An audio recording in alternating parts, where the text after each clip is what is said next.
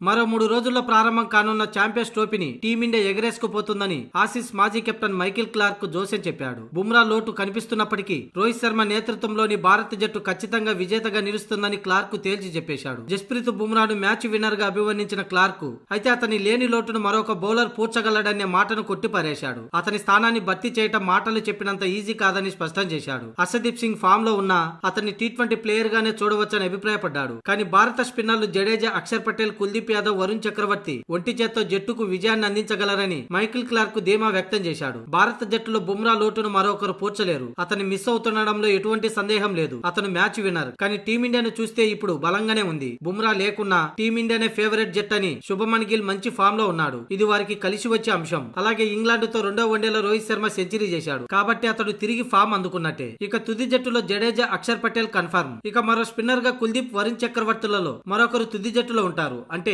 30 ఓవర్లు ముగ్గురు స్పిన్నర్లే వేస్తారు. దుబాయ్ లో స్పిన్ పిచ్ పై వీరిని ఎదుర్కోవటం అంత తేలికైన పని కాదు. అందుకే ఛాంపియన్స్ ట్రోఫీలో భారత జట్టే ఫేవరెట్ అని క్లార్క్ ఓ టీవీ షోలో అన్నాడు. కాగా ఛాంపియన్స్ ట్రోఫీ ఈ నెల 19 నుంచి మార్చి 9 వరకు జరగనుంది. ఆతిథ్య దేశం పాకిస్తాన్ అయినప్పటికీ భారత జట్టు మ్యాచ్లు దుబాయ్ లో జరగనున్నాయి. ఇప్పటికే దుబాయ్ కి టీమిండియా చేరుకుంది. ఇక భారత్ తమ తొలి మ్యాచ్ 20వ తేదీన బంగ్లాదేశ్ తో తలపడనుంది. ఆ తర్వాత పాకిస్తాన్ న్యూజిలాండ్ తో తలపడనుంది.